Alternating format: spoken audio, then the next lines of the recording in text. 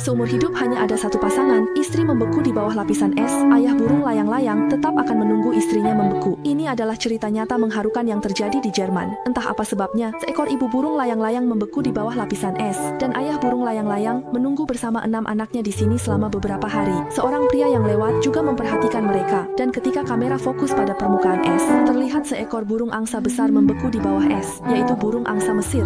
Seumur hidup hanya mencintai satu orang, setia kepada pasangan, orang-orang juga menyebutnya sebagai burung cinta. Ayah burung layang-layang menunggu dengan cemas di atas es, tetapi tidak bisa berbuat apa-apa. Sementara anak-anaknya juga menunggu di sampingnya. Pria itu merasa khawatir untuk mereka. Jika mereka terus menunggu seperti ini, keluarga ini pasti akan membeku sampai mati. Pria itu tergerak oleh tindakan ayah burung layang-layang dan memutuskan untuk menyelamatkan mereka. Pertama, pria itu ingin menyelamatkan mereka dari permukaan es, tetapi lapisan es sama sekali tidak bisa menahan berat badannya. Pria membuat warga sekitar merasakan hal. Mereka bergabung menyelamatkan pria itu. Mereka bekerja sama untuk mengarahkan burung angsa besar ke tepi, mencoba menangkap mereka dengan jaring. Burung-burung angsa ini mengira orang-orang ingin menangkap, hingga mereka panik dan berlarian ke sana kemari. Seekor anak burung lambat ditangkap pertama. Pria itu mencium anak burung dan memeluknya untuk menghangatkan. Kemudian satu persatu burung angsa besar ditangkap. Tak lama kemudian, 6 anak burung tertangkap, dan saat itu warga di tepi mulai tepuk tangan. Pria itu tersenyum memeluk anak-anak burung. Sementara itu, ayah burung layang-layang tak tahu jika pria itu baik atau jahat. Dia hanya ingin ke ibunya, dan sekarang dia kehilangan anak-anaknya. Saat itu, pria itu siap selamatkan ayah burung layang-layang. Untuk menangkap ayah burung layang-layang, pria itu tak sengaja jatuh ke dalam air, dan sampai malam, dia masih belum berhasil menangkap ayah burung layang-layang. Setelah, pria itu menggunakan jaring dan anak burung untuk menarik ayah burung layang-layang. Taktik ini berhasil, ayah burung layang-layang datang, tetapi sangat sulit ditangkap. Setelah beberapa kali mencoba, pria itu berhasil menangkapnya. Dia senang dan mengacungkan jempol kepada warga yang melambaikan tangan. Setelah kembali ke rumah, pria itu menempatkan mereka di kamar mandi dan memberi makanan. Anak burung senang makan, tapi ayah burung layang-layang tidak makan. Pria itu membuat pemanas buatan. Setelah burung angsa besar tiba di rumah pria itu, mereka tidak makan selama beberapa hari, menatap jauh ke depan. Pria itu sangat memahami kerinduan ayah burung layang-layang terhadap istrinya, dan ketika mereka dipindahkan keluar, ayah burung layang-layang mengambil kesempatan untuk terbang pergi.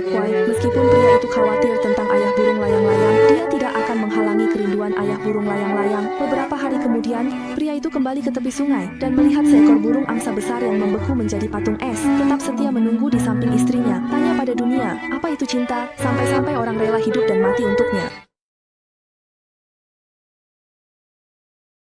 Ini adalah cerita nyata di luar negeri. Seekor paus kecil menghalangi yak dengan sesuatu di mulutnya. Awak kapal mengira mulut paus terjepit dan meminta bantuan. Saat mencoba mengeluarkan benda asing, paus menggigitnya kembali, menggerakkan kepala, dan mengeluarkan suara rendah, seolah ingin menyampaikan sesuatu. Sambil menunjukkan perutnya sebagai tanda persahabatan dan kepercayaan kepada manusia, ikan paus kecil tampak berperilaku aneh. Saat itu, awak kapal mengulurkan tangan untuk menenangkan emosi ikan paus kecil setelah menyadari perilakunya yang tidak biasa dan meminta rekan-rekannya untuk menghubungi tim penyelamat. Tak lama kemudian, tim penyelamat yang menerima kabar tiba di lokasi. Melihat manusia datang untuk membantu, ikan paus kecil terlihat sangat bersemangat, berputar di sekitar kapal penyelamat, lalu mengubah arah dan menuju wilayah laut yang lain. Saat itu, tim penyelamat langsung memahami maksud ikan paus kecil, segera mengubah arah dan mengikuti di belakangnya. Setelah melewati gua batu, ikan paus kecil berhenti, dan tidak jauh di permukaan laut, terdapat seekor ikan paus pembunuh dewasa yang mengapung. Para ahli penyelamat memutuskan untuk menyelam dan menyelidiki, dan mereka menemukan bahwa sirip ekornya terjerat tali pelampung, sehingga tidak bisa bergerak sama sekali. Saat itu, ikan paus kecil tidak hanya terus mengeluarkan suara tangisan, tetapi juga berenang ke bawah ikan paus pembunuh. Menariknya, ingin mengurangi rasa sakit ibunya, tim penyelamat mengamati lingkungan sekitar sebelum mengambil alat dan mulai mendekati ikan paus pembunuh untuk melakukan penyelamatan. Sementara ikan paus mama tampaknya juga memahami maksud mereka. Dengan sekuat tenaga, ikan paus pembunuh mengangkat sirip ekornya ke permukaan laut mengikuti gelombang. Setelah melalui operasi sulit, tali pelampung yang melilit sirip ikan paus pembunuh berhasil dibersihkan, dan ikan paus mama bebas akhirnya bisa kembali ke sisi anak-anaknya. Saat tim penyelamat bersiap untuk kembali, terjadi momen mengharukan. Ikan paus pembunuh baru saja pergi membawa ikan devil, ingin memberikannya kepada tim penyelamat sebagai ungkapan terima kasih. Sementara itu, sekelompok ikan paus pembunuh lainnya datang, mengawal tim penyelamat dengan gerakan teratur, hingga mereka sampai di tepi pantai. Ikan paus pembunuh sekali lagi mengungkapkan rasa terima kasih dengan memukul permukaan air, sebelum akhirnya pergi bersama anak-anaknya, berenang ke laut dalam. Di bawah sinar pelangi, para anggota tim penyelamat tidak merasakan keharuan bahwa segala sesuatu memiliki jiwa, dan ini adalah pemandangan terindah yang pernah mereka lihat dalam hidup mereka.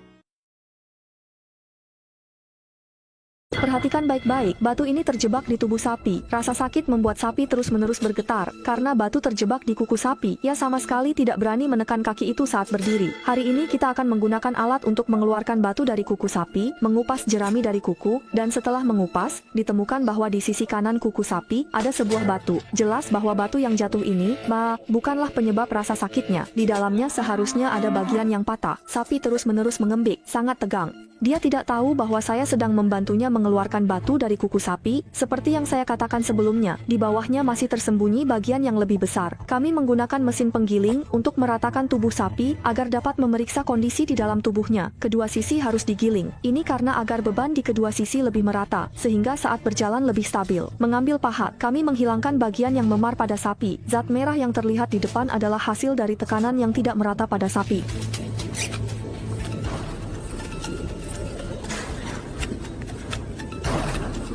Sekarang mari kita memangkas posisi batu ini. Tampaknya batu ini tidak terlalu besar, karena lebih banyak bagian batu tersembunyi di bawah, terus menggali dan menggali.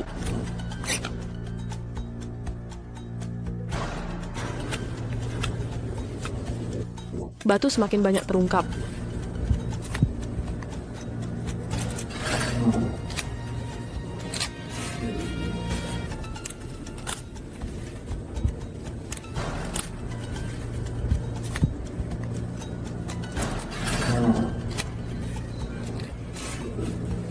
Batu telah dikeluarkan, karena batu terbenam cukup dalam, sudah merusak lapisan dermis. Tidak heran sapi bergetar seluruh tubuhnya karena sakit. Sekarang kita mulai menangani lukanya, kemudian mengambil pahat, dan mulai memutar dalam area kecil, perlahan mendekati lapisan dermis.